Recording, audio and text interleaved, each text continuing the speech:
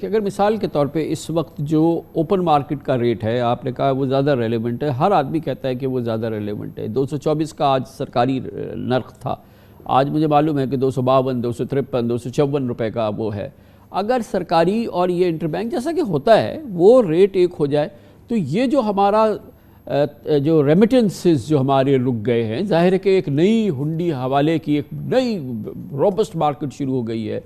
ہمارے ایکسپورٹرز نے اپنی ریمیٹنسز روک لیے ہیں، پھر اسی طرح سے ظاہر ہے کہ اور کسی قسم کی سرمایہ کاری کا تو سوال ہی پیدا نہیں ہوتا، تو کم از کم یہ معاملہ تو سمٹ جائے کسی صورت سے کہ یہ ہو جائے اور اس طرح سے وہ انفلوز تو شروع ہو جائے۔ یہ تو ہم آگ سے کھیل رہے ہیں۔ جی بالکل آپ صحیح کہہ رہے ہیں، اس وقت بہت ضرورت اس بات کی ہے کہ جو بینک میں جو انٹر بینک ریٹ ہے اس کو ٹھیک سمت کی طرف جانے دیا جائے، اور اس کو کسی بھی ایک بات یہ ضرور ہے کہ میرا خیال ہے کہ کیونکہ اسٹیٹ بینک کے پاس ڈالر ہے ہی نہیں تو وہ یہ ذریعہ استعمال نہیں کر سکتا ایکسچینج ریٹ کو کنٹرول کرنے کے لیے، جیسے جو میں سمجھتا ہوں کہ دوسرے ذرائع استعمال ہو رہے ہیں، کیونکہ بینکوں کے اوپر جرمانے وغیرہ بہت لگیں، تو وہ جو ہے میرا خیال ہے کہ اس وقت مجبور ہیں کہ وہ اسٹیٹ بینک کی بات سنیں۔ اسٹیٹ بینک حتمی طور پہ میں نہیں کہہ سکتا، لیکن میرا خیال ہے کہ ضرور اس کو دوسرے ذرائع سے کنٹرول کرنے کی کوشش کی جا رہی ہے۔ تو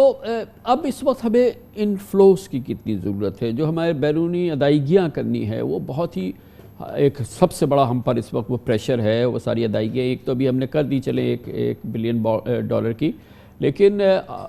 ہمارا سارا سہارا یہ ہے کہ آئی ایم ایف پروگرام چلتا رہے، تو پھر اس کے ساتھ کیونکہ وہ lander of the last resort ہے تو پھر ہمیں ڈیفالٹ وغیرہ کی صورتحال ہماری جو بیرونی ادائیگی ہے اس کے لیے سپورٹ آئے گی، اور اب تو ہمارے جو بائی لیٹرل جو ہمارے دوست ممالک ہیں وہ بھی آئی ایم ایف کی طرف دیکھتے ہیں۔ اس دوران جو ہماری یہ ایک بہت ہی تشویشناک آئی ایم ایف کے ساتھ تعلقات کی صورتحال نظر آ رہی ہے، یہ کتنا امپیکٹ کر رہی ہے ہماری مجموعی یہ جو معاشی بحران کی جو اس کی برائی آ رہی ہے، جو اس میں بہت ہی اس کی بیماری زیادہ سنگین نظر آ رہی ہے؟ کامران صاحب، آئی ایم ایف پروگرام کے اندر میرا خیال ہے کہ یہ جون تک کے چلے گا، اور اس میں ابھی ریویو ہو نہیں پا رہا جو آئی ایم ایف کے ساتھ، لیکن وزیر خزانہ نے اعلان کیا ہے کہ وہ بھی جلدی ہو جائے گا۔ تو جون تک کے میں سمجھتا ہوں کہ ایسے خطرات بہت کم ہیں کہ ڈیفالٹ کی سچویشن ہوگی۔ اس کی وجہ یہ ہے کہ جب پروگرام تشکیل دیا جاتا ہے تو اس وقت سارا حساب کتاب کیا جاتا ہے کہ اس پروگرام کی ڈیوریشن کے دوران جتنی ترسیلات آ رہی ہیں اس سے زیادہ خرچ نہیں ہو سکے گا۔ البتہ جو آپ نے بات پہلے بھی کہی کہ ہمیشہ یہ ہوتا ہے کہ جیسے ہی آئی ایم ایف پروگرام سے باہر نکلتے ہیں تو حالات خراب ہونے لگتے ہیں، تو وہ خطرات جو ہیں جیسے ہی یہ آئی ایم ایف کا پروگرام ختم ہوگا وہ بہت بڑھ جائیں گے،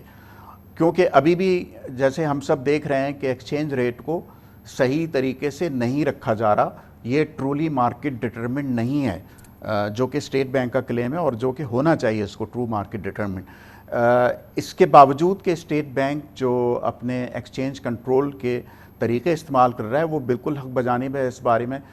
کہ وہ استعمال کرے، کیونکہ اس وقت کوئی اور چارہ نہیں، لیکن ساتھ ہی ساتھ ایکسچینج ریٹ کو یہ جو کیفیت ہے جو کہ ہماری امپورٹس کو بری طرح سے گلا گھونٹ رہی ہے، جس میں آپ نے کہا کہ ہمارا جو ہے وہ ڈیفیسٹ بہتر ہو گیا ہے، یہ تمام صورتحال، مگر یہ تو وہ بھی مصنوعی ہے۔ جب ہم نے امپورٹس نہیں ہونے دے رہے، ہم اپنی کلیدی امپورٹس کا گلا گھونٹ رہے ہیں، ہمارے پاس اب بنیادی امپورٹس کے لیے بھی ڈالرز اویلیبل نہیں ہیں، ایل سیز نہیں کھل رہی ہیں، تو یہ کیسے ریلیکس ہوگی صورتحال؟ معمول پہ کیسے آئیں گے؟ کامران صاحب، وہ کرنٹ اکاؤنٹ میں جو امپروومنٹ ہے وہ تو مصنوعی نہیں ہے، لیکن ساتھ ہی ساتھ کیونکہ over all balance of payment میں بہت زیادہ خرابی ہے تو لہذا ریزروز کم ہو رہے ہیں، ڈالر کی بہت کمی ہے، سارے مسائل جو ہیں وہ اس چیز سے پیدا ہو رہے ہیں کہ ڈالر کی بہت کمی ہے، اور اس کا ریفلیکشن اوپن مارکیٹ میں ہم دیکھ رہے ہیں کہ یا تو ملتا نہیں ہے یا وہ بہت زیادہ ریٹ پہ تھوڑا بہت مل جاتا ہے۔ تو یہ جب تک کہ تو ان حالات میں اسٹیٹ بینک مجبور ہے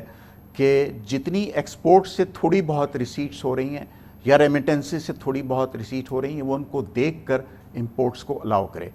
اس کے علاوہ اس وقت کوئی چارہ نہیں ہے۔